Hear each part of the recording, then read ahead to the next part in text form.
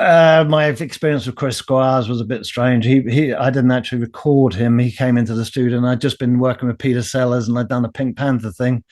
And when Peter Sellers came in, I said to him, "Would you like a cup of tea, sir?" And he said, "Oh no, you stay there. I'll get it. Where's the kitchen?" I said, "Well, the kitchen's that way." He comes in with a cup of tea and sugar and everything. I'm going, "Thank you, Sir Peter."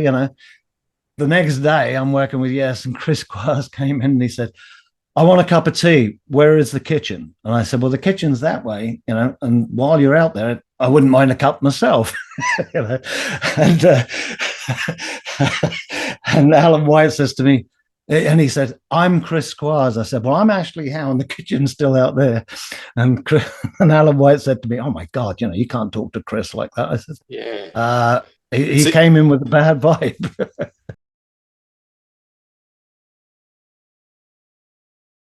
Hey everyone, it's Peter Kerr from Rock Daydream Nation, and today I've got a very special guest. Now, if you saw the recent episode with Uriah Heep where we reunited the Abominog band, you may know this gentleman, Ashley Howe, the producer, the wizard behind the sonics of that album. Now, when we're talking about bands like Hawkwind, Ted Nugent, Motorhead, yes, Cliff Richard, The Angels, just to name a few, this guy is the sonic swami behind some of rock's greatest efforts. So, Ashley Howe, welcome to the show. How are you? Oh, is that a pun? Like, I haven't heard that before. I'm absolutely fantastic. And thank you very much for having me on your show. And it was absolutely beautiful to see the guys the other day on your show. And it was incredible. I do want to say one thing. In the last interview I did, not with you, with someone else, they said I'm retired. I'm not retired. I'm just selective in what I do. So if there's something out there, I'm still there. But Absolutely. It would have to be something special. But anyway, fantastic and a great. My shout out to everybody that I've worked with, and I hope that I can give you some insight in this interview as to not just me, other people, and the recording techniques, and a little bit of comparison as to what it was to what it is. So far away. Yeah, absolutely. Look, let's take it back to the Uriah Heep reunion, because I think that's a good starting point for everyone. Yep. What was the emotions of seeing these guys, that you had a very close bond? Because it's really evident to me there was a connection with this group over the two albums, and a lot of warmth in the room. What personally, what was your feelings just seeing these people all over again after so long? It was absolutely wonderful. I'd like to say as well that Bob Daisley has been emailing me since that interview, and we had not spoken or had any contact for 40 odd years. Wow. And it's opened up a lovely relationship between myself and Bob. And, we're talking about things that I never even really thought that we'd ever talk about. So that's wonderful. Of course, Peter, just the greatest admiration for Peter. He, alongside, I'd say, without name dropping and stuff like that, Freddie Mercury and Peter in the same caliber. They're probably the two of the best vocalists I ever worked with in my life. They're both totally professional people. So that was wonderful to see and hear Peter again. And Mick, I love him. I mean, although we've not seen each other for 40 odd years, it's like he's coming in to do his guitar overdub now, I do believe that band had an essence of comradeship, and that people genuinely enjoyed what they did.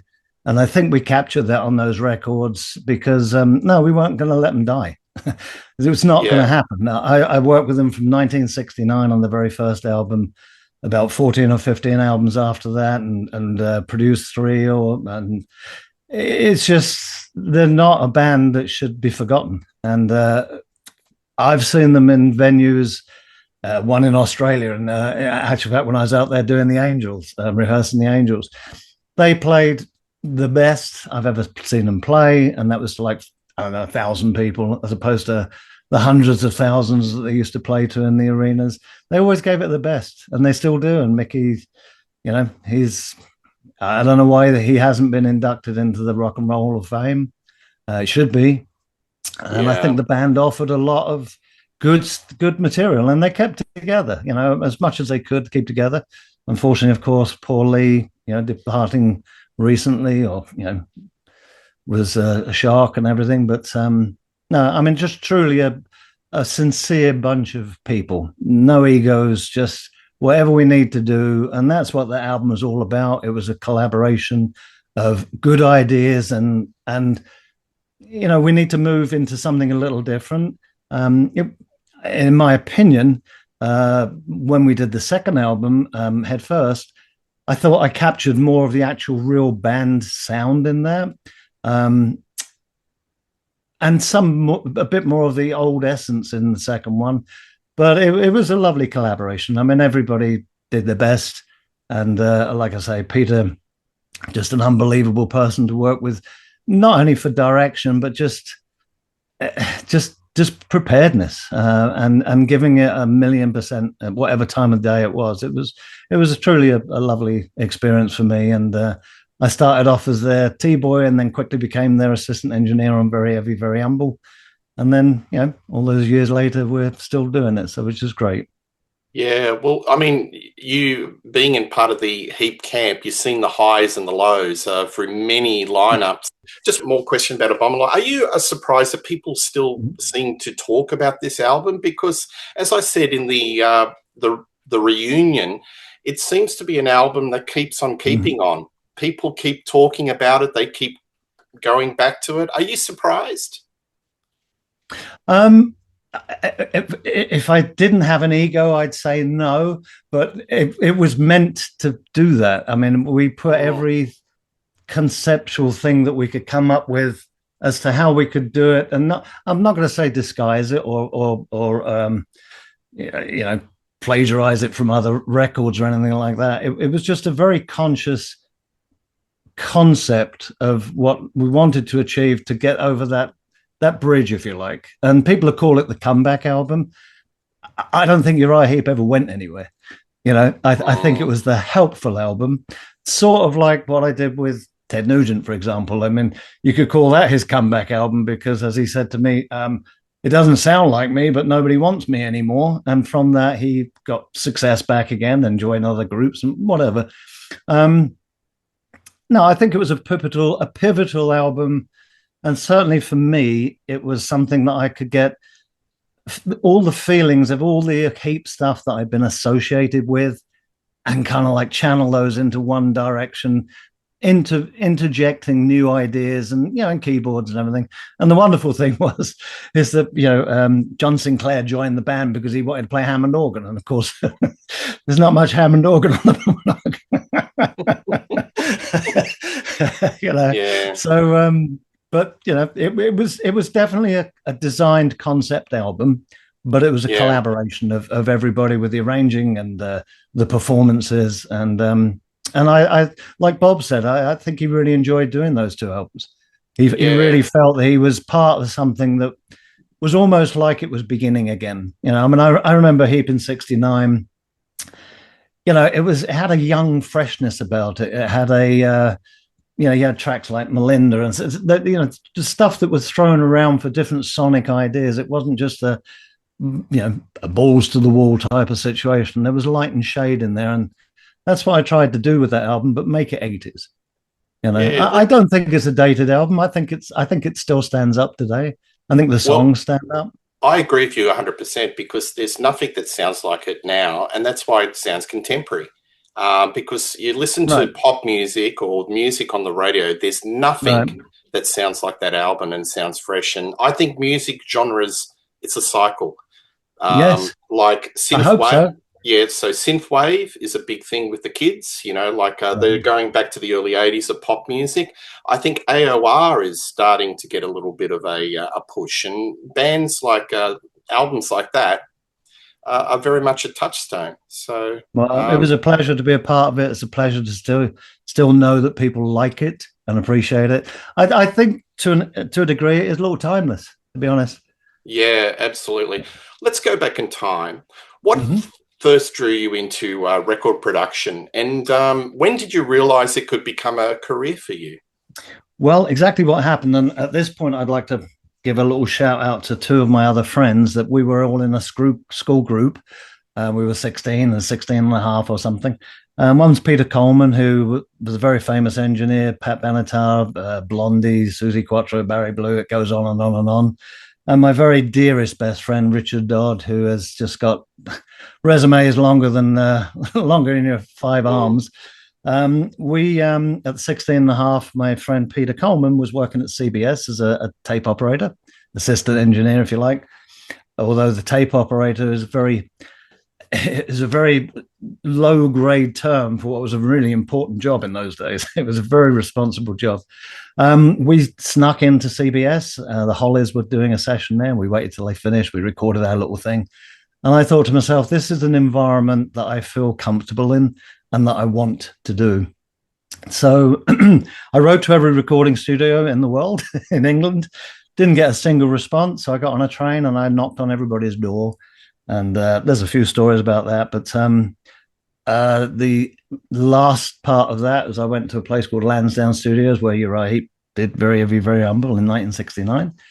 And the guy that ran it, Adrian Kerridge, he was behind a desk with a suit on. He said, well, what's your, how many exams have you got? And I said, actually, honestly, I'm not very intelligent. I'm not very smart, but I'm willing to stop and learn and watch everybody. But I've got to leave because you're behind a desk and I feel so uncomfortable. He came around the front of the desk, took his tie off, took his jacket off and said, so what's your main interest? What are your hobbies? I said, I don't have any hobbies. I said, what's your interest in music? I said, everything. He said, can you start tomorrow? Yeah, there you go. And that's how I started. And I started off, actually, funnily enough, my very first session was with a band called Blue Mink that were doing the backing tracks for this record. And they were actually showing the people how to mime if Top of the Pops came on them at this particular part of the song. And I'm going, what the hell's going on?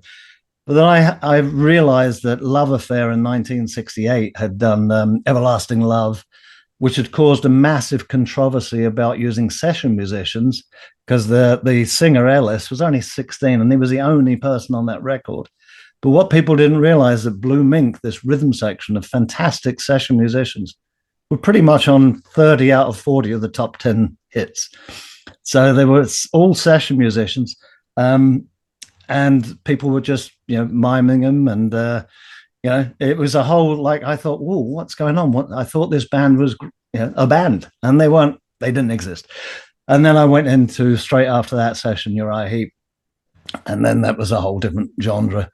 But the wonderful thing about that time was I'd be engineering Purple, Uriah Heep, whatever, and then the next thing would be a London Philharmonic Orchestra. I mean, as an engineer, you had such a wide span of experience. And of course, we were on 8-track at that time, and we went to 16-track and eventually 24-track. Wow. And you didn't have the luxuries you have today. If you wiped something, it was gone. Yeah, absolutely. I remember on one of the Heep things, it was 8-track. The first few albums were 8-track. And I remember I had to drop in a bass solo in the backing vocal tracks. And, you had to drop them in and drop them out. There was no mistakes. I mean, so it made you really, I think it made you become more a part of what was going on because you had to be, Yeah.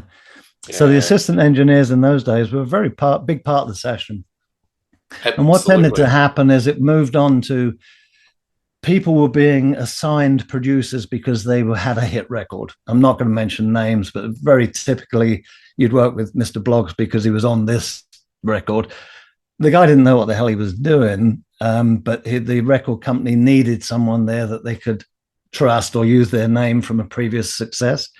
Well, it tended to be that as time went on, engineers became sixth member of the bands because the bands started to look to the engineers of they're the people that are really doing the work, and that's how in that era of 69 in the early 70s, you had a lot of engineers like myself become producers because they were a bit more trusted than, I mean, there's horror stories about some of these producers that were really big names and, but the groups actually kind of started to figure it out. And, but, you always need someone there that's taking control because as you can imagine, things got interesting sometimes. Yeah. But, so with Uriah Heep and that first album, did you sort of could you see that there was some chemistry and this, think that this band has got something? Oh, on the very first album? Oh, Yes. absolutely. I mean, in actual fact, I was going to say my friend Richard, he was not in the business at the time, and he used to come up and we used to play around with guitar solos that Mick had done and edit them backwards and forwards, and that's how he got interested. And then he came in and became a really successful engineer. It was very obvious, and what was obvious to me was that although Jerry Brum was a very good businessman, and I'm not trying to slate him in any other way, it was always good to me. They didn't need control or direction or production. They just needed a little bit of organization, someone to say, okay, we're done, but the essence of the band was it was very, very together. I mean, very productive, very interesting. That point in time, they were all playing live, so that the basic tracks would be bass, drums, guitar, guide voice, keyboards. Later on in years, of course, the recording techniques changed, and it was one at a time and all that sort of stuff. But there was definitely an essence of well rehearsed. Knew where they're going, knew what they wanted to be, and I still think that first album's an amazing album. It is indeed. Do you think the legacy of Uriah Heep was slightly tainted because they had so many lineup changes and the chemistry had to be rebuilt? Yep. Well, you always had Mick. I mean, obviously, and Ken. I mean, it was very obvious, in all honesty, that by the time they'd gotten to the fourth or fifth album, there was a lot of unrest going on, and Jerry did tend to favour Ken a lot. So there was always a bit of a power struggle going on there with Ken, and fabulous influence on the group without a doubt, but. It became evident fairly earlier on that this might be a changing, evolving band. But of course, Mick has always anchored it, But we went through some interesting lineups, some fatalities, which was, of course, a shame, Gary Thane and people like that. Yeah. But once they kind of locked into a fairly... Well, and for me, it was always sad that David Byron, went... I actually approached David if he'd come back to do Abominog, to be honest with you, and he wasn't very pleasant to me. It wasn't a very pleasant experience for me. Really? Oh yes, he actually kind of physically thumped me. Wow. When I said, yeah. When did he have a grievance with you, like going back 10 years? No, not with me. I got on great with David. It's just the whole situation. I wasn't there for a lot of the politics, but it was fairly evident in the studio sometimes, and I think Jerry tended to antagonize things a little bit with, making Ken the prodigy more than anybody else. But for the most of the time, it was a very... I mean, I never saw any arguments in the studio. It was just... quite obvious there was a bit of bad vibes going on, Yeah, I interviewed Paul Newton, and he was talking, because I think the chemistry on some of those early albums were fantastic. Because I think each lineup has had a chemistry, but it's unfortunate it gets stunted because the next album is a different lineup change. But that first couple of albums had great chemistry, and he said that. The thing that really derailed that early lineup was Ken Hensley and drugs. And he was saying there was a lot of substance abuse. There was a lot of substance abuse. Yeah. Yep. I mean, those were the times when it did happen. And, and egos run pretty quickly when you're 25, 26 years old and you're coming into an awful lot of money. Yeah. And you've got too much money as opposed to sense. But, you got to remember that part of the essence of rock and roll in those days was those guys didn't think they were going to live past 27 anyway. Yeah. No, so it was balls to the wall in everything, Absolutely. Now, you being an assistant engineer, Did you ever have sonic disagreements with Jerry and say, look, I don't like the arrangements of this song? Or, how would you get your point of view across? Because I get this vibe that Jerry was a larger than life character. So how would Right. you get your point of view across to get changes, to shift the dial in respect Okay. of Well, some sonic decisions? right. The good thing there is that I'd had a lot of experience on sessions that you could see and judge for yourself how they were going to go with other producers. And so I'd had a lot of experience of how to handle people.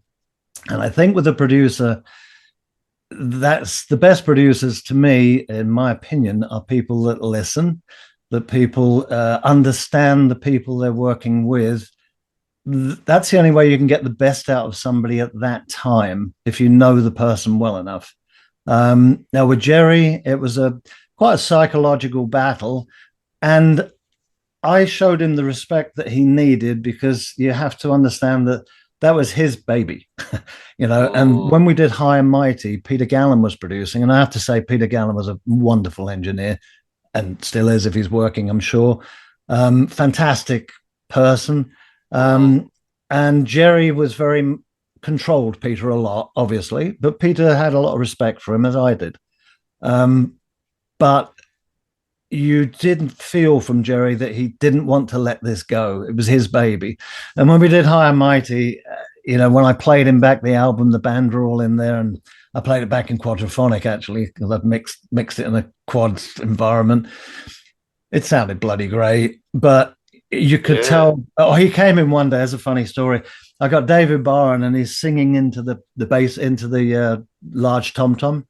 And I've mic'd the tom-tom underneath. It was on a track called Woman of the World, because I wanted to get a different vocal sound.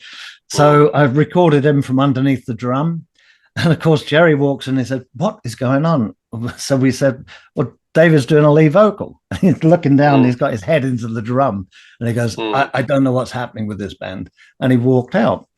Well, when we played him the album back, I could feel the tension of him really liking it, but not wanting to show too much that he did, Not wanting to admit it. Exactly. Yeah, exactly. Well, there's a track on there where they actually, the backing vocals sing, "You can stick your contract up your flue," because they were having contractual problems with him. I don't know about all that, because I wasn't involved in that side. But when it came to Abominog, I would play him stuff that I knew he wouldn't want to do, and interject that with stuff that I really wanted to push through. I mean, a lot of it, in fact, most of it was my influence on Jerry. He didn't actually really make any song decisions. He would just tell me he didn't like that one. And I don't know if you know, we went to Ridge Farm and we started recording, and we ended up scrapping the whole lot. And the reason we scrapped it was because stuff like that's the way that it is. We'd done it the old Heep way with Hammond organ, and it was good, but it just wasn't anything different. So we did end up scrapping all that stuff, and we re-recorded everything at the Roundhouse, and everything went in a different direction. Does that tape still exist? That'd be really interesting to hear. Do you think it's know. somewhere in the vaults? I don't have anywhere, but John Sinclair told me that they keep releasing the Ridge Farm tapes. I guess it must have been my assistant when I was doing rough mixes or something, and somebody might have it. Well, I'm sure they do. If you know, drop a note. I'll pass it on to you. It's very different. Believe me, it's very different. Yeah. So the original question was Jerry. I always had to treat him with a lot of respect, but I was very strong in my opinions of what they should do. And actual fact, when we came to mixing, he didn't get me to remix it or anything like that. I mean, because I probably would have refused, because to me, once I do something, as far as I'm concerned, I'm not being big-headed. That's as good as I can do it. If you want it differently, then have somebody else do it. And he was not competitive or argumentative in any shape or form. He was actually gave me a lot of free rein. I had the greatest respect for him in that respect. I don't know what happened with everybody else. He was a businessman, and he did very well off of them, that's for sure. And I know that they had problems.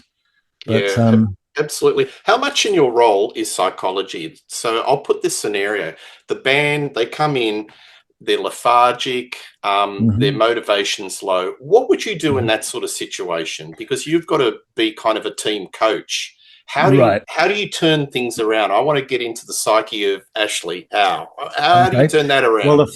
right. Well, the first thing is whenever you go into a band, unless they've asked for you, there's always that first meeting is there's one or two people that are definitely against you. They're very anti you.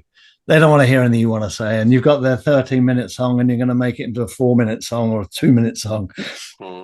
They don't want to hear you cut this out, cut this out, and cut this out. So I always go in and say, look, it's like with Ted. When I went to Ted, for example, he said, well, I'm not going to mention names. I just had this really big producer come here and he's told me that he loves all my songs and blah, blah, blah, blah, blah. And I said, fine, then you should use him.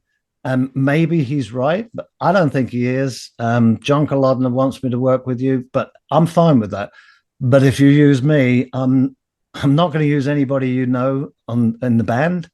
I am going to bring in an outside members of the band and some outside songs, and you're going to play guitar and everything.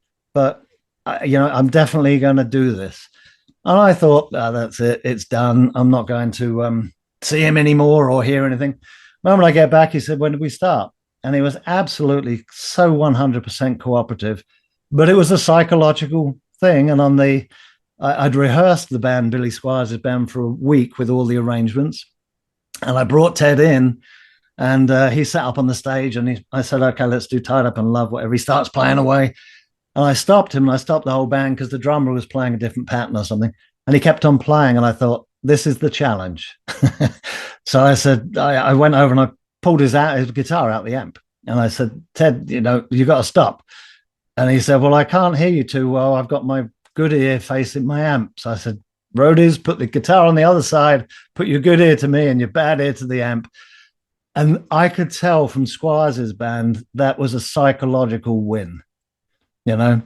So in answer to your question, how do I tackle people psychologically? I try and be friendly with them, but direct and honest, because there's no point in, if you don't like something, you say, I don't like it. My friend Richard, who actually did Raging Silence, I arranged it and Richard recorded it. He just basically said to the group, here's how this is going to work. If all of you agree on something, that's the way it's going to be. If only two of you agree on something, it's my way, And he took total control. And so you're not helping anybody by yesing them, Absolutely. The same token, you're never going to get 5 people in a band unless, like I say, they want you. Because don't forget, a lot of this stuff was record companies saying, okay, like Malice, for example, with Atlantic, I've got this band, I want you to produce it. There was some interesting moments there. Yeah. But you just plow through it, and you got to convince them that you're there. In the end, it's about the artist. It's not about the producer. It's not about the producer's ego and blah blah blah. Because these bands will, like Ted did. He went on. We were never going to do another album. We knew that, but he moved on to his own thing, and it's helping people. It's capturing what they can do. You set up the comeback, but I would imagine you would have had some stoushes with some artists where the ego comes in and go, Ashley, yep. I've got 10 #1 hits. What do you know? Yep, I can tell you one of them, Lita Ford. I was assigned to Lita Ford, and really? I was out in LA and I rehearsed her for 3 weeks. She wouldn't come to the rehearsing sessions. She absolutely hated me, I guess, or anything to the record company. They ended up dropping her, and I got paid anyway. But it was very clear that she didn't want to do it. She was not going to be told to do something, and no amount of collaboration would have done that. No, I do know that she went off, I think, with Nicky Chin and Mike Chapman later and did some successful stuff, and kudos to her. But I was sent in there with some good songs, maybe a bit Joan Jettish, but they were good songs, and she was not giving me any of her own material, so it didn't leave me with a lot to work with. But that's probably my I guess, my biggest disaster. But I don't regret it, because if she didn't want to do it, then don't do it. you know. Yeah, absolutely. You've worked with some absolute, pop legends. Like, I want to talk about Cliff Richard. Can you tell us Uh, about that? well, let And me tell you. what was it like working with him? I mean, it's Oh, so right outside the scope of this channel, but I can't not ask a question. he was an amazing, amazing person, still is. But the funny thing about that is, when I was growing up, I used to sing a song to my mum called Living Doll. I don't know if you remember it. Got myself a walking, Yes, talking, living yes. doll.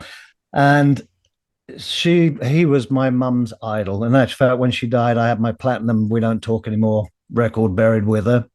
Um, so years later, here I am working with Cliff. I think I did about 9 albums with him, 200 million records or something stupid, some ridiculous amount of records. Just a wonderful, wonderful person. Incredibly talented, very generous, very honest, and would do whatever was asked of him. We did many records together, many singles, and then of course he did the Time album. I don't know if you're familiar with that. It was a thing I did in England with Freddie Mercury, Burt Bacharach, Ashford and Simpson, Murray Head, Julian Lennon, Stevie Wonder. It was an album that we did together, double album. And Cliff did the stage show of Time with Laurence Olivier. So I got to spend a long time with him, and it's just a wonderful, genuine person, no Yeah, ego, just yeah. and funnily enough, a lot of the songs we did with Cliff, I worked with a guy called Alan Tarney, who, we did Aha and Leo Sayer, Barbara Dixon, band called The Real Thing, and I'd done a Tarney and Spencer album, which actually did include a lot of the songs that we did with Cliff. But once you put Cliff's voice on it, they were hits. That was a classic example of, here's the song. There's nothing different. The backing track's the same, but put Cliff on it, and you got a $1 million seller. Yeah, but your work with Cliff, you made him sound contemporary, because like a lot of he's gone through different phases of his career, but the Yes. songs that you did, they were hits and they sounded kind of contemporary. Yep. How do you bring an artist like that, a legacy artist like that, into the time that they are recording how do you make them sound contemporary? Well, I think, again, I think it's just confidence that they believe in you and what you're trying to do for them. And anybody can go in and take the record company's money as a producer and sit there and get stoned and screwed up. But if you actually take the time to try and understand where they're coming from, then all you're doing is channeling their natural talent that they have into producing something. It actually becomes easier when you get the cooperation. Like, again, I'll resort back to Peter. I mean, you couldn't ask for a person that cooperates with you any more than Peter. And all you do is you give him an insight and a feeling that he knows when you are going to say, you're not doing another one. That's the great. I mean, Freddie would still be doing Bohemian Rhapsody if people didn't stop him. And there's a great example. I did a thing called Time with Freddie. I don't know if you've heard of it, but there's a single that I did with him, and it was on the Time album. And it's this beautiful big production. He's doing all the backing vocals, so Queen and blah, blah, blah. And when we were doing it, he looked at me and he said, you don't like this, do you? And I said, it's absolutely beautiful. I mean, it's so fantastic, so pristine. But, he said, well, where are they mixed down to? And we spent about 2 weeks doing all these vocals. I said, they're on tracks 9 and 10. He said, well, let me wipe them. And I said, no. We don't have to use them in the mix. But long and short of it is, it came out on the album with all this huge production. And then he re-released it himself with just the original voice and piano that we did. And I got to tell you, it's so much better. It was a classic example of, you didn't need everything that was on there. If you listen to it, I'll send you the links. It's the same song, but in 2 different ideas. And it's like Long and Winding Road. McCartney hated what Spector did with all the overdubs because it took away from the song. It was wonderful, but that was a classic example of, it didn't need that production. you know. Yeah, the But irony is it's a lot of entries point. Like Let It Be was my entry point to the Beatles because of my right, age, and right, hearing the Naked was like, oh, I think I prefer the original. But it's right. people's entry point. It's like muscle memory. You know what I'm saying? I'm just going to click my Adobe on because it's blocking your face. I hope I don't cut us off. Well, I don't know if I answered your question, but the root of it is that you're working with a talented person that can realize that he needs to do something a little different. The rumor has it, so I understand, is that he didn't realize Devil Woman was the song that it was about, and I heard that he actually kind of wanted it taken off the market, but it was such a huge hit for him. Um, Oh, you know, absolutely. I mean, I think that almost broke him into the States, and didn't it? it Because did. yeah, because he's known in the UK, but not Right. really. He was never It's that huge in America, was he? about 250 million records he's sold, which is pretty good. I mean, if you actually look into him, I think he's like fourth under Elvis. I think you've got Elvis, the Beatles, and Michael Yeah, Jackson, then Cliff Richard. So he's yeah, up there. Um, yeah, but yeah, just a wonderful talent and open to change. You yep, know, yep. I can't let it go. Working with Freddie Mercury, tell us what he was like. yeah. What's the essence of your engagement with him? What did you take Well, away with dealing with Freddie Mercury? as the best singer in the world. Period. There's nothing else you can say about the man. I mean, he's just the eternal perfectionist. Mm-hmm. I mean, I got some funny stories about him and everything, but the internal, I mean, it's just talent. I mean, you're around someone like that. How can you get a bad sound on somebody like that? And how can you not appreciate what they're doing? But he did need someone to tell him to stop. Otherwise, he'd still be doing it. Still, was he a Yeah. one or two take guy? Was he just he'd Well, nail it? He'd nail it straight away, or you'd have to do it again and again and again. no, actual fact, what he would tend to do is to do it in a performance, then kind of learn it, and then go back and perfect the bits that he didn't like. But Bohemian Rhapsody was done in drop-ins. In actual fact, there was a few drop-ins in there,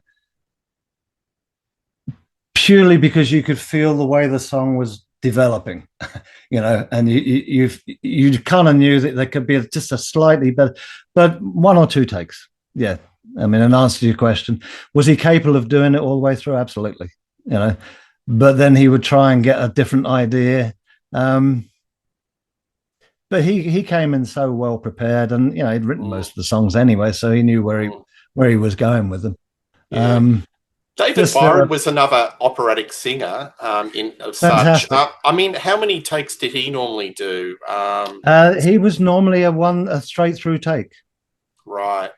I mean, maybe a drop in if someone had a suggestion to him, but again, a great singer that kind of had a concept of where he was going with it. And I come back to Peter again because Peter will do a song, and he knows where it's going to go. Nails it. You can inspire him to push it a bit more than he normally would, Yep. but once he knows that he's on the money, there's no Yeah. stopping him, and that's the caliber. I mean, the hard part is when you're working with someone that has no real direction of where they're going, and no real concept of how phrasing can change the whole meaning of something.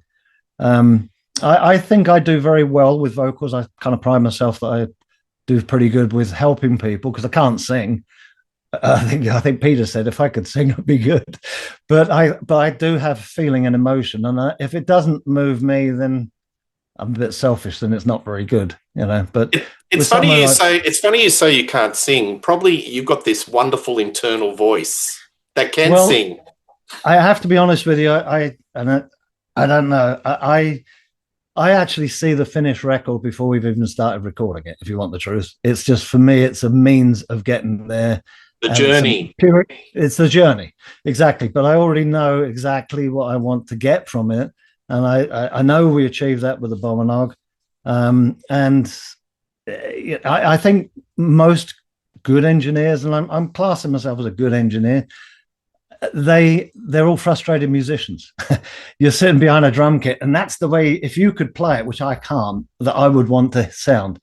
So you actually become very involved in every instrument. That it's kind of like a personal thing where you would like it to be you playing it. Then if you can't play it, let's present it in such a way that it's exciting to other people. Absolutely. And that is sonically at that point. And then when you get into production, you can put some ideas in. I mean, I was pretty influential in a lot of the arrangements, but the execution was the musicians. I do think the most good engineers or producers are frustrated engineers or frustrated musicians. Yeah. July Morning. I think that's probably one of David's greatest vocals. Absolutely. When I interviewed Paul Newton and I said where he goes into the falsetto, he said he was actually surprised. It blew everyone away. Can you recall that session? And yes, was there a certain surprise element how that song eventuated? Well, I recall it very well because, in actual fact, there's a little story there. There was a bomb scare in Lansdowne, and I had made a bomb with a clock and some candles and some wire, and I put it in the piano. And it was meant to be I was a very big jokester. So anyway, so I'm waiting for everybody to say, "Well, do you hear that ticking?" And Peter said, "Okay, let's go." I'm thinking, "Oh crap, no one." Yeah. So we do the song, and at the end of it, Lee says, "Does anybody hear ticking?" They opened up the piano, and Lee picked it up, ran upstairs, and threw it through a plate glass window. And Jerry fired me on the spot because he realized I'd done it. He brought me back the next day. But sorry, I diverged from your question. Again, David, fantastic singer. We would do the backing tracks. He'd do a guide vocal, and then we just go straight and do the lead vocal, and it would be a 1 or 2 take situation. And again, I don't remember him having any direction from Jerry. And I'm not criticizing Jerry because Jerry was a great controller, but it was all pure talent from the band and from him. Yeah, absolutely. I want to talk about some of the other bands that you've had, done work with. Hawkwind. You've done quite a few albums with them. Yep. What was it like working with Hawkwind? Describe that. Well, it was very interesting. And as you know, Lemmy used to be in Hawkwind, and I did Motorhead with Lemmy later on. I didn't actually do any Hawkwind albums with Lemmy in it. It was always Dave Brock. And again, another band that had quite a few lineups and quite a sort of history of firing the drummer at the end of the album. And we replaced the drums on the albums many times. Ginger Baker was brought in on Levitation, which is another interesting story, a very interesting gentleman. Share. You've got to share that one. Come on. Well, let's just say he came in and he replaced the whole album, and we did it in a day. Right. He would listen to the track and say, "Okay, let's do it." He'd go downstairs, and I was wiping the drum tracks because I didn't have any spare tracks. So once they were gone, they were gone. So basically, from the count out was all him just keeping the whole thing together, replacing, to everything that was done. But he'd fall asleep between each take. He'd do all this drumming and everything. And his secret there is the 4s on the hi-hat, where he had a tambourine. So he'd have 4s and 8s all the time. And with 4s and 8s, you can but you can be out of time a little bit because you've always got that going. So I had to wake him up at the end of each take. And there was one time I was down there and I was adjusting the padding in his bass drum, and he thought I was talking to him in the headphones. And so we had this long conversation where I was actually right in front of him, but he didn't realize. But anyway, back to the Hawkwind stuff. Very interesting band. I mean, they're kind of like a renegade Pink Floyd in a way. Dave Brock was a very awkward person to work with, I have to say. We didn't have arguments, but he was just, he was a little tough. And they went through quite a few lineup changes. The most fun I had with them actually was when we did some recording in, trying to remember the name of the studio. It was in a country. But I got to experiment a bit, and they just invented the dummy head. I don't know if you know about that microphone. They actually used it on that album, which was kind of strange. but it worked. But I was doing stuff like putting tape recorders on the other side of plate glass windows and throwing bricks through and getting that coming in on top of you and stuff. It was a great band to experiment around with. With regards production on that, I was more of a producer telling them that's it, we're not doing another one, as opposed to an arranger. I really didn't have any great part in the arranging, but sonically I had a good part. It was a lot of fun. There was actually the first digital album that was done in England, was Levitation. Yeah. Well, I mean, they seem to have a very rusted on fan base. Did you have any visions of how to make them more mainstream or appeal to a they've always wider done audience? this song. They've always done this one song on every album, and I'm trying to think, it was Rock Machine or something, or Time Machine. But they'd done it on so many albums that when we were actually mixing it, I decided to just slow the tape down and just stop it. And so that's it. Time Machine has run out. And I remember Brock saying, "What are you doing? What are you doing?" But we kept it.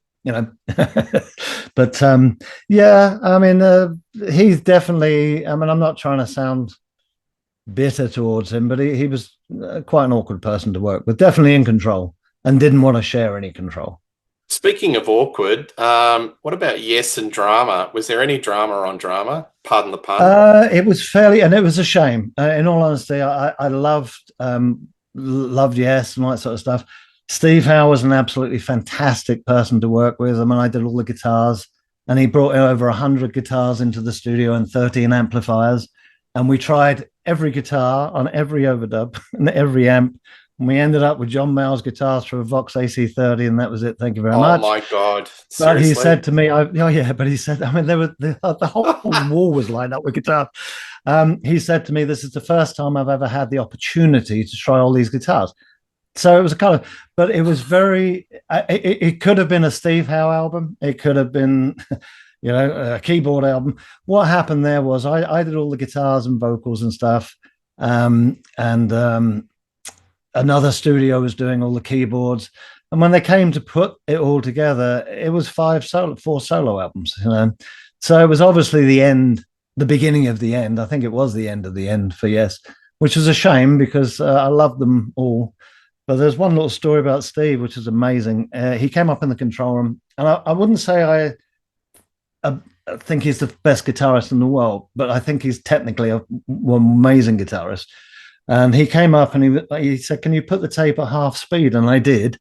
So he's working out this guitar part, and it's kind of like this. He said, "Okay, let's record it." So he goes downstairs, and I leave it at half speed because in those days, if you put it at half speed, when you put it back up, it went up the octave and double the speed, right? So there was a recording technique you could do to fiddle stuff. He said, "Oh no, put it back to full speed." So now he's transposed it. It's twice as fast, one take. And he says, "Let's do a harmony." And he did the harmony. And I thought, you know what?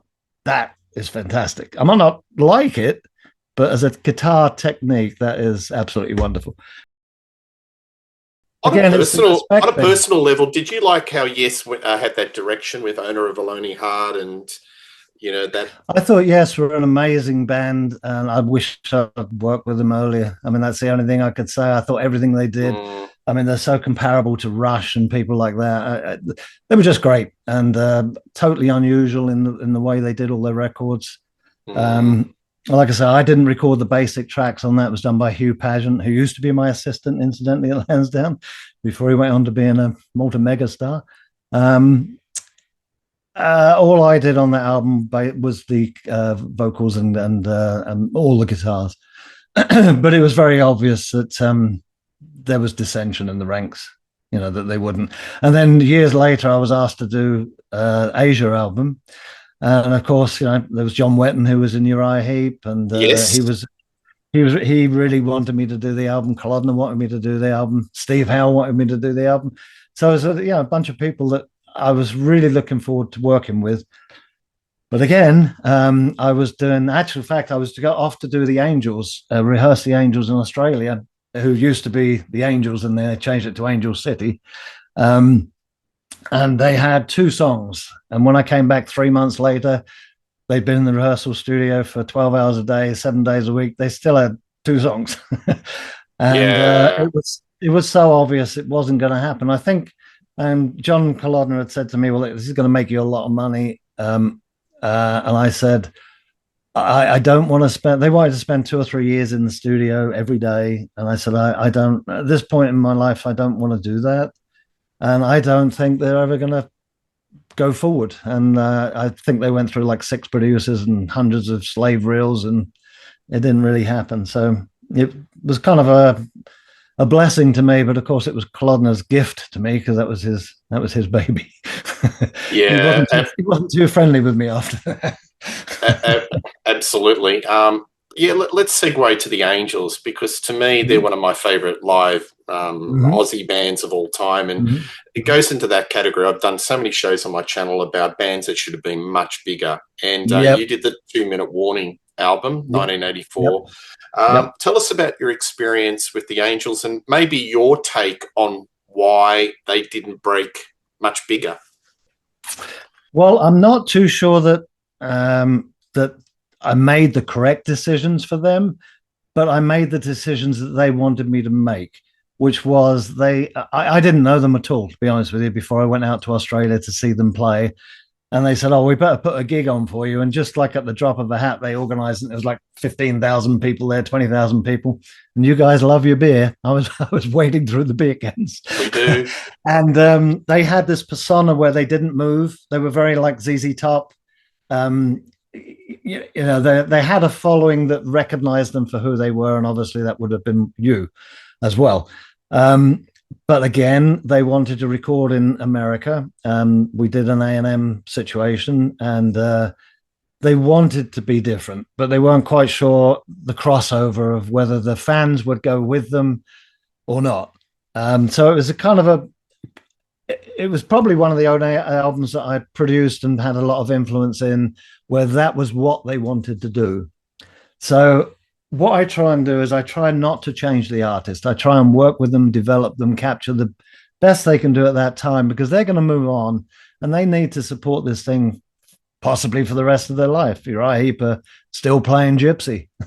You go see Uriah Heep, you got to hear Gypsy, As with a lot of bands, they get, I wouldn't say branded, but they get a certain expectancy that, I went to see Earth, Wind and Fire and they were playing all their new stuff. And then they said, okay, let's play what you came to hear. And the place erupted, so there's a certain stigma, which is unfortunate to them, but it's also what made them, Now with the Angels, I had no conception of what they were until I saw them play live in Australia. Then I figured, okay, this is kind of it. And Doc Nielsen was an exceptional person.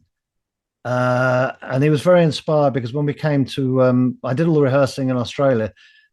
I have to say this, I had a bit of a problem with the bass player and the drummer because they weren't in total acceptance of some of the arrangements that I did come up with them. Well, I got to tell you that years later, I got a letter from the bass player and the drummer who had said, "You know what, we've just been listening to that album and we apologize so much for the hard time we gave you because you really brought the best out in us." And I'm not boasting or anything, but it was a bit of a challenge. But I think what we ended up with, I mean, you're more familiar with them than I am, was a good album. I mean, I think it didn't do them any harm, but I know it was a crossover album that some of the fans weren't too sure about, that they may have sold out a little bit and changed their almost punk style into a more commercial situation. Yeah, but again, definitely. That's why I was brought in, because I was getting a reputation of helping people in a different way, Yeah, and it's interesting that you didn't know anything about the band, and sometimes that can work to the advantage because you've got no sense of the history, and it can be a fresh approach, can't it, Ashley? Yep, absolutely. I mean, I think I got a bit. I mean, one of my favorite bands is ZZ Top, and I think I got a few moments in there which are very, I think we break it down to the finger snaps and stuff. I think I got some of that influence going. But that was an interesting album as well, because for the first time, I was told I could employ an engineer, and I didn't have to engineer. I could be in the studio. I could, I could be producing without having to engineer. Well, I got this guy, and I'm not going to mention names, but he was a very famous, actually, two of them, two very famous engineers. We spent about 3 days trying to get a guitar sound in A&M Records. I think I get a pretty good guitar sound, and I think I know how to do it well with the Marshalls and everything. But I said to myself, I'm not going to touch a knob. This is my chance. Anyway, it didn't work out very well. After 3 days, he said, I have to stop because I'm not really a recording engineer, I'm a mixing engineer. And the thing that he had done was absolutely fantastic, but he wasn't a recording engineer. So I then got the opportunity of working with Lee DiCarlo, and I don't know if you're familiar with him. He did Double Fantasy with John Lennon and everything. Incredibly good engineer, and him and Doc Nielsen were just so. He was talking to him about John Lennon and how he recorded John Lennon. In actual fact, we used the same Sennheiser that heavy padded on, so he could be right on the end of it, and all those John Lennon techniques. And he was really enamored with Lee. Well, Lee got this amazing sound, but that only Lee would know how to balance, if that makes any sense to you. The drum sound, for example, was very, very ambient and just totally different to the way I do anything. But I said to myself, I'm not going to get involved in this. This is the whole point of me doing production 100% without getting involved in the sound. Well, unfortunately, halfway through the album, Lee decided he'd quit and go on to another project. So now I was stuck engineering the rest of the album myself anyway, doing all the overdubs, and trying to work with an actual basic sound that I didn't really understand. It sounded great when Lee balanced it, but when I balanced it, it just sounded wrong. But in the end, I didn't end up mixing the album because I had to move on. But I think it turned out fine, you know. But they were very unified doing the album, apart from a little bit of animosity from the bass and drums, but they ended up loving it. So it ended up successful. But back to your psychological situation, it's not always a great deal of fun being judged by other people when you're trying to help them. It's kind of can be intimidating, but you've got to battle through it. It really, you've got to tap into the reservoir of your man management skills, isn't it? It's all about man management, isn't it? Yep. To get the best out of people. And it'd be pretty grueling for you if you have a bad day at the office where you just at loggerheads with somebody. Well, I think the thing you got to realize, I think one of your questions was, preparation. I think the best thing you can do is pre-production in a rehearsal room, banging it out, trying this, trying that, trying different, So by the time you get to the studio, you're just looking for the right feeling. You're looking for the right take. You're looking for the right involvement. But like I said before, I don't know how these guys do it. I mean, when you're working with session musicians, they're being paid. They're highly, highly skilled musicians. They sight read. You put a manuscript in front of a guy, he can play it perfectly first time, first take. That's why you're paying them the big bucks. When you're working with a band, you've got different temperaments. You've got different things going on in their lives. You've got to tell Uriah Heep, be in the studio at 10 o'clock. I mean, this is a band that don't go to bed till 9 o'clock in the morning, and then saying perform into a empty room, it's very difficult. And these people that can do that, it takes a special sort of person to be able to, like a Freddie Mercury, to do the best performance they'll ever do. Yeah, in such a cold environment. I think that was like 3 o'clock in the morning, and there was just no one there. And yet here's a man that's used to singing in front of hundreds of thousands of people and all the drama and the dramatics. You don't have that in a studio with a microphone in front of you saying, okay, let's go, take one. Yeah. But when he was singing, did he do the hand movements while he was singing? Or he moved a lot. He moved around a lot. I get you. He might not have been fully clothed, but we'll leave that there. Yeah, all right, okay. But I guess when you're dealing with a band, there are different skill levels. And I've read countless stories about the drummer is struggling, has to get a click track. And in some sessions, they've just had to bin the drummer and bring in a session musician. Have you come across scenarios like that where the skill level is there, you need to bring somebody in to get it done? Well, I personally haven't. But like I said, in the early years, it was all session musicians anyway. These groups didn't exist. I mean, they were just people that were put on top. I did a record called Beach Baby. I don't know if you remember it. Beach Baby, Beach Baby. Yes, I know that one. It was all session musicians. That was all done live. The only thing that was overdubbed on that were the backing vocals and the lead vocal. All the orchestra and everything, which is why the drum sound is so ambient, because it's, you got string mics open and all that sort of stuff. But it was a one take deal. It was like, okay, here we go. Let's do Beach Baby. 1, 2, 3, and perfectly played, all in tune. When you're working with a band, it's a total different animal, because you are working with some people that are far more talented than others, frustrations, egos. I think the biggest problem is egos. People actually thinking they're better than what they really are at that time, or not willing to listen to any ideas from anybody. And so what I tended to do, in all honesty, is in my productions is I cut out a lot of, not egos, but interruptions, by just doing one at a time, working with the person solely alone. So there was no other influences, no other like, oh, I think you should do this, do this. And I think to a degree that brought out the best of the person doing, because they had to perform. They weren't taking advice from anybody or getting kudos from anybody. They had to do something that stood on its own. And I think a lot of the intimidation from other, these bands, or at least in those times, it could get pretty rowdy. So you could be very carefully doing. I mean, when I signed the Nugent contract, I said, the recording budget is $2 million. And they said, whoa. I said, I'm working with a guy that I've been told will just disappear for weeks and go hunting.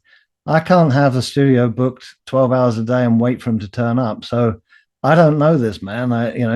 So I'm going to control it with a band that I can control, that are being paid by me, and that are going to listen to me. And Ted's going to do this. So, I mean, probably he has the biggest ego in the world of anybody you could ever meet.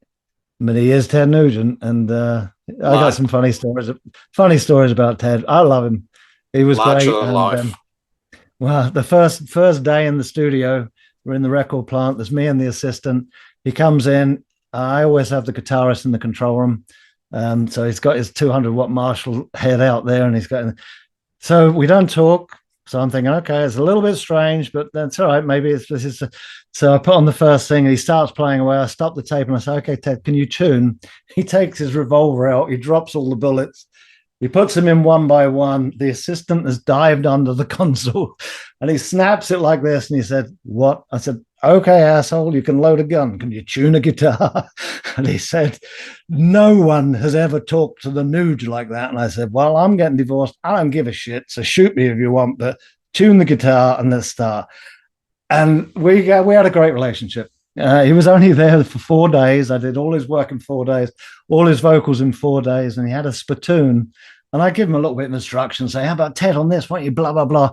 He'd spit into the spittoon and say, I drive a truck, fucker. At the end of it, he went off. He came back 2 months later, listened to it and said, I absolutely love it. It's not me, but no one wants me anymore. And, I love the album. Sounds like it could be Foreigner and blah, blah, blah. But it didn't do him any harm. And no. Like I said, we agreed it would just be one album, and that was it. And we went on our ways, and I managed to put Brian Howe on the map. I discovered him, and he went on to Bad Company, and the rest is history. I have a little story with Brian. I had to lock him in the studio because I'd fought with Ted about the vocalist, and I found Brian. I was in Atlantic Records, and I heard a demo that he'd singing on. I said, "This is the guy I need." So I got him, and I got him over from England. I put him in the studio, and the first night I said, okay, we're going to do this song, and this is the way I'd like to do it. And he said, I'm not doing it that way. And I said, what? And he said, no, I refuse to do it that way. And I said, look, you're here because of me, and I want you to do it this way. This is a design song that I've forced Ted into doing, and we're doing it. So I locked the studio, and I came back. I turned the lights off, came back an hour later. I said, oh, were we good? And he said, no. So I locked the studio, went home, came back 12 hours later. I think he had to pee in the things and everything. Turned the lights on. I said, you got a choice. We can work together, or you can go home now and I'll get another singer. And we worked together, and he did it a little bit reluctantly, but I kept going until I got the take I needed. Ted came in the next day and went, "Oh my God, this is fucking fantastic," and the rest is history, you know. But and I didn't talk to Brian for 35 years, and all of a sudden I saw on his website that he was commending me for his career and everything, which was great. So yeah, another. That's probably one of the most forceful situations I've ever done because my neck was on the line. I'm pushing Ted Nugent with the biggest ego in the world to not use who he wanted to use, and then I got the guy saying I'm not going to do it. Wow. Oh my God. What a story, Ashley. I do have to admit that years later when he died, and we were going to get together, he called me up and said, let's get together next week on Marco Island. He died. His sister called me up, and I'm a bit ashamed about this because she called me up and she wanted to know what he was really like when I worked with him. And I'll be honest with you, I kind of like sugarcoated it a bit. I didn't tell her that story because I thought I don't want to upset her. But at the end of it, she said, well, everybody else tells me he was a complete asshole. And all the people in bad company said he was very difficult to work with, but they were successful with him. So I'm telling everybody now, but it's not something that I'm ashamed of. It was just a case of I had to do that to get the performance out of him because he was clearly going to do it his way. Now, could his way have been better? Possibly. But in this situation, I had persuaded Ted to do these certain songs, and I knew what I needed to get on them to make them work, you know. So, yeah, and the rest is... Yeah.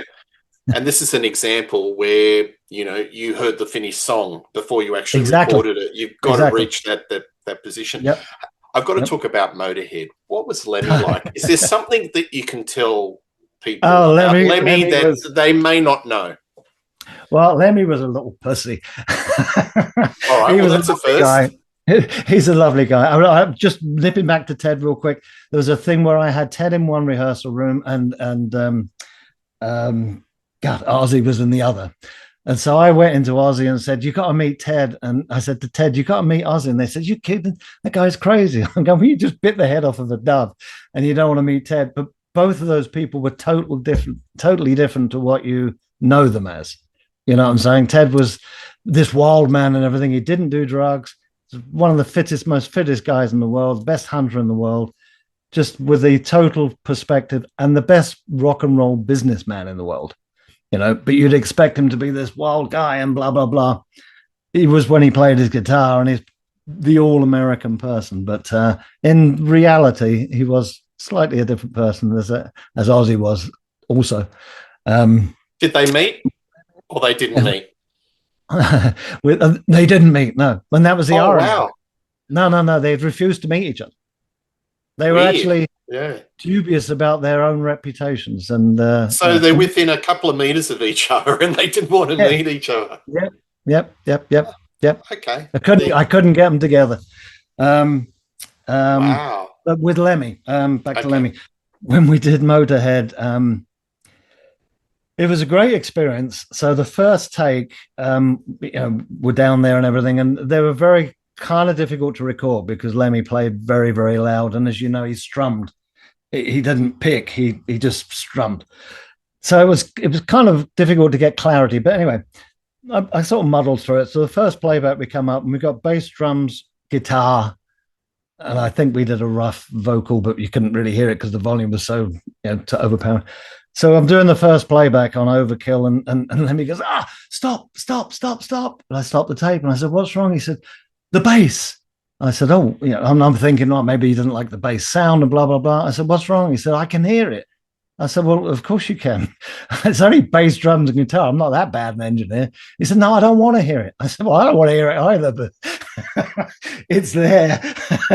So anyway, he was a character, and again, well rehearsed from the point of view of what they were doing.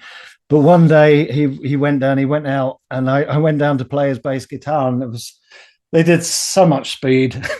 There was so much sweat on everything. You couldn't move down. So I cleaned his guitar.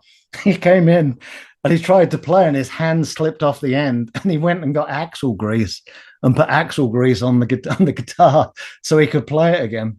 And the drummer, he he hit those drums so hard they kept moving up the studio, and we had bricks in there and everything, and we couldn't stop the bloody drums from moving because he was doing the double bass drums. I think he was one of the first to do double bass drums. In fact, started heavy metal, that genre off.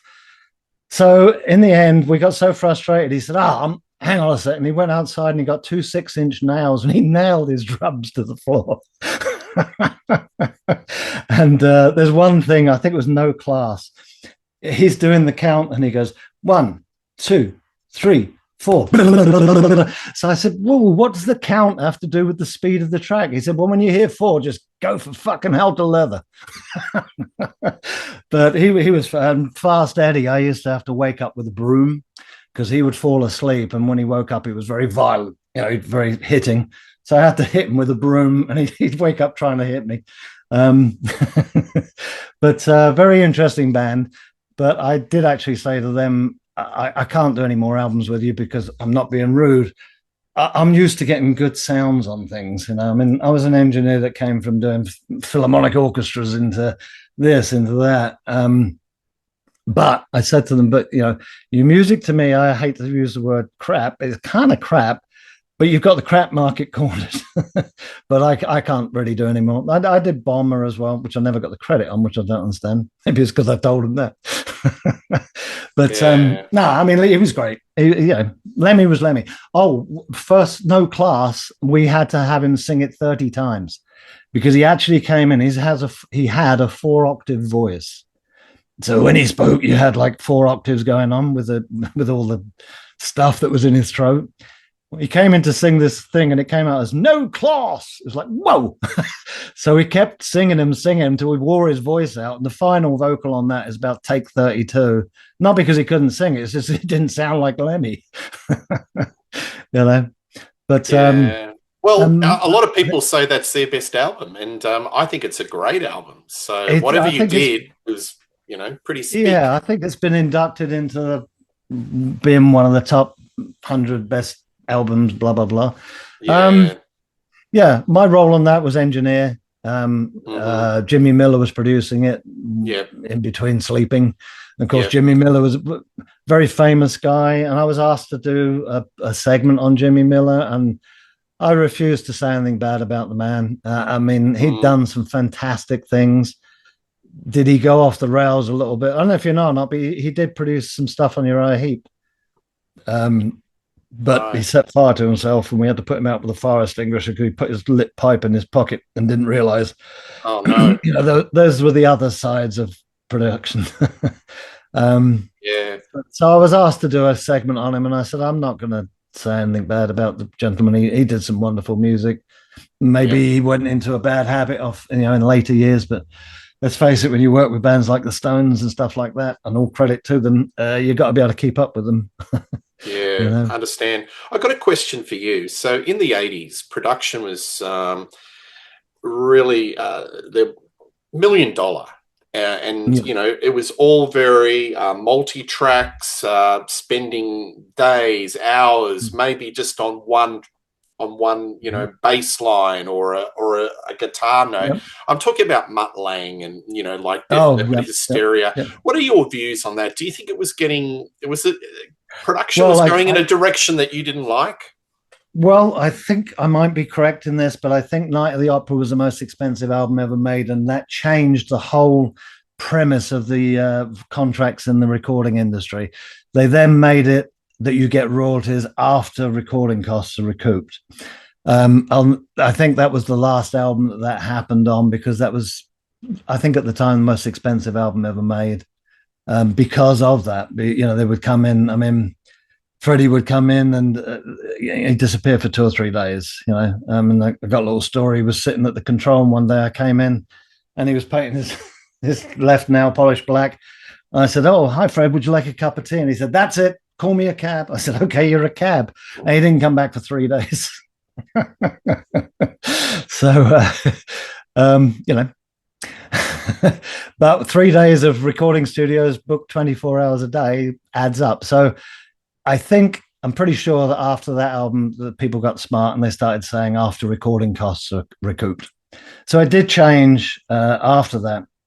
But yes, you'd have a lot of times, which is in essence why they did have producers to try and control those situations, but most of the producers didn't because they were actually enjoying the reason it was taking too long. So, Yeah. but it did change Does after it that. does it destroy the spontaneity of rock? Like like a day. I mean, I've heard some stories about Mhm. hysteria, Yeah, and yeah, me too. just like Mutt Lang, spending a week on a guitar strum. That just seems Yeah, ridiculous. I've never had the luxury of doing that, but I don't know if it's a luxury because what you're doing to a degree is second guessing yourself. If you know what you want, then your aim is to get. And a part of that, again, and Matt Lang is fantastic. I mean, I've met him and he gave me some advice actually on that's the way that it is. I said, I'm running out of tracks. He said, mix everything down to stereo, start again.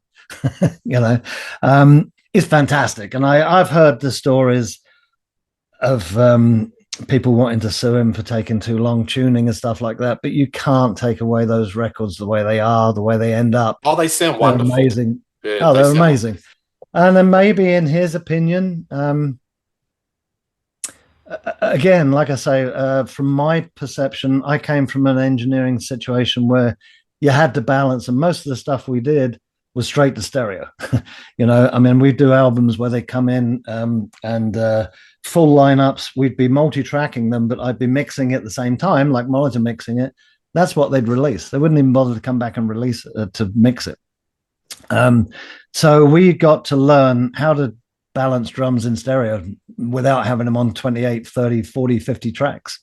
We that was our training. And I think a lot of that, I'm not sure if Mutt was ever an engineer, but he certainly gets fantastic sounds in his production. But, why he takes that long, I don't know. I mean, a friend of mine did AC/DC at Lansdowne, Mark Burnley, did Highway to Hell. And I don't recall them taking that long. I think it was more spontaneous, like you're saying.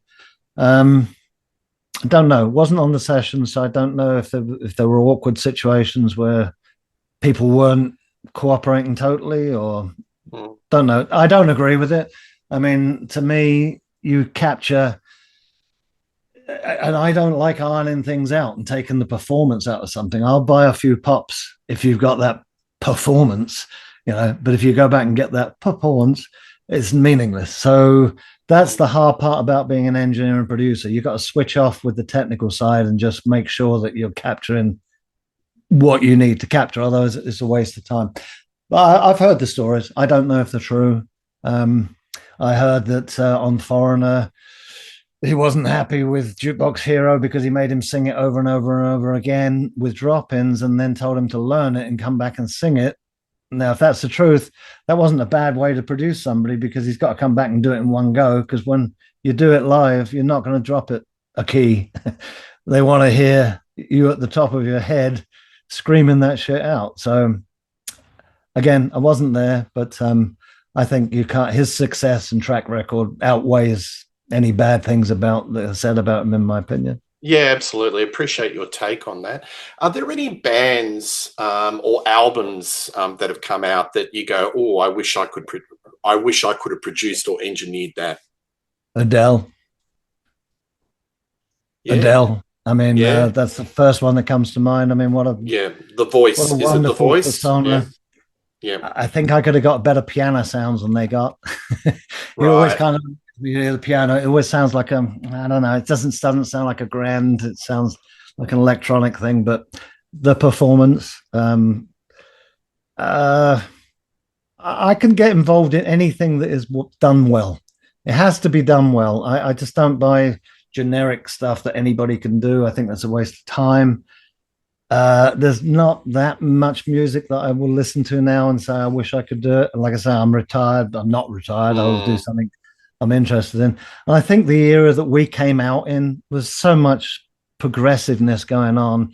People came to each other's sessions. We'd be doing Heap and Scorpions would be in there vibing it out, and they were stringing off each other and maybe stealing a little bit from each other, but making each other perform better. And it was just a collaborative thing from the whole everybody in the music industry, I think. And I'm not yeah. sure you get that now. And the problem is, I did want to say one thing to people that are thinking about becoming engineers, we had the luxury of being the inventors and the pioneers in a lot of this stuff. We didn't have 132 undos. We had one, you do this, you fucked it up. We cut with scissors that were bent and tape. In order to get reverbs, we'd have saxophone players playing into the piano with the loudness pedal on. Now you can just put a plug in and you got instant phasing. We used to hand tape phase things, which is incredibly difficult to keep that pitch where it's not going to cancel and just feel both machines that you're touching. You live in it, and you're hand phasing, say, like a 4-minute song.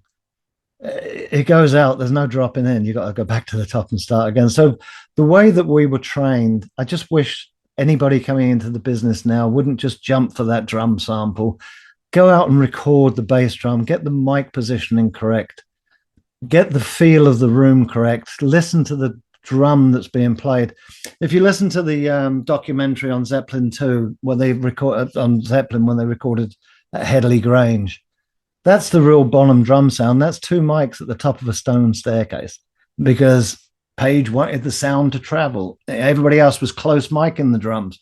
He wanted it to travel. And then all of a sudden you get the John Bonham undisputably best drum sound ever from Led Zeppelin. So experiment. If you're going to do this, I did an album in 2012.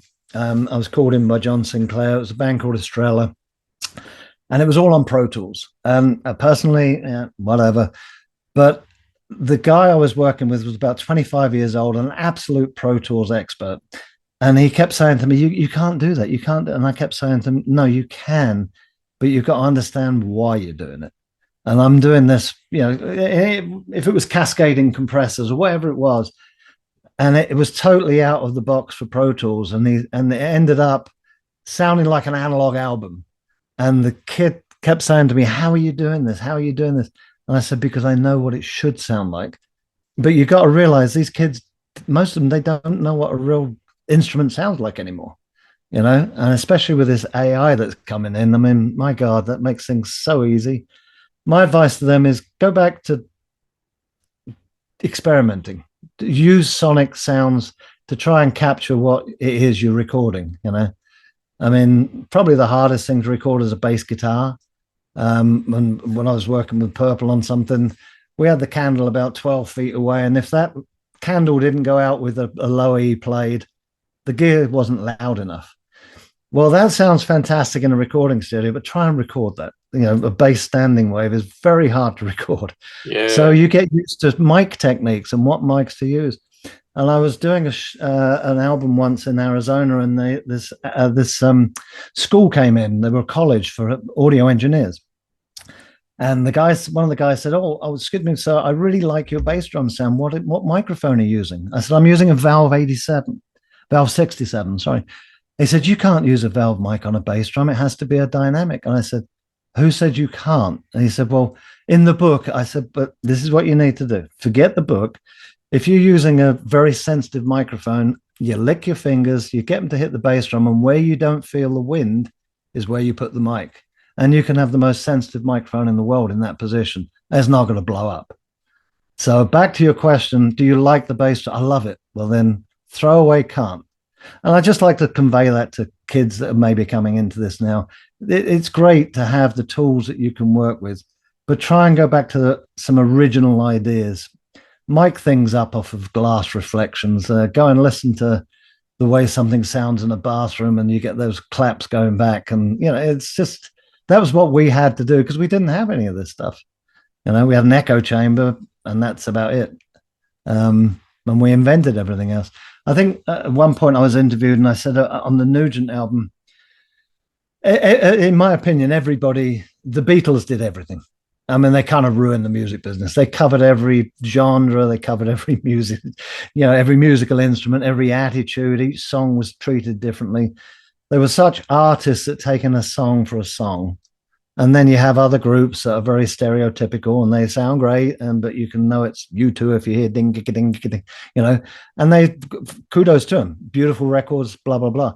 But then you've got people that experiment. Just experiment, and you'll have fun doing it. And don't be told can't. Just do anything that you feel that you can, you know, change it with, because it's so exciting. I mean, that was our exciting time. Recording different things, different people, different attitudes. I mean, we get a drummer come in with 25 drums and say, I want that Dead Earth, Wind and Fire sound. Well, you know what? You're not going to get it with 25 drums that are all ringing. Then you could get John Heisman or someone or Simon Phillips come in with 18 tom toms, two snares, and two bass drums, and it was so well tuned. If you hit one snare, nothing else rang in sympathy. Just amazing talent. So you got the same concept there, but with musicianship. And my message to everybody is be a great musician, learn your art, learn your instrument, know what you want to sound like, and find ways to do it. Just don't accept what's in front of you as a plug-in, because I think it's tragic. It shouldn't be that easy.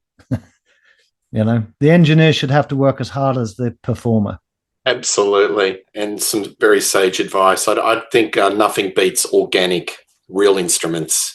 And I mean, the analog recording is definitely you'll never get. I mean, Zeppelin 2 is the best bass end sound on any record ever made. I mean, you're not going to get that on the digital, but it's the media, which is great for certain things. But then if you can combine that with analog as well, you're getting the best of both worlds. Synthesizers don't have any benefit being on analog apart from tape noise. They do on digital, but drums, absolutely.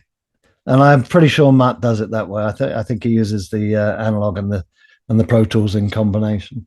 Yeah, absolutely.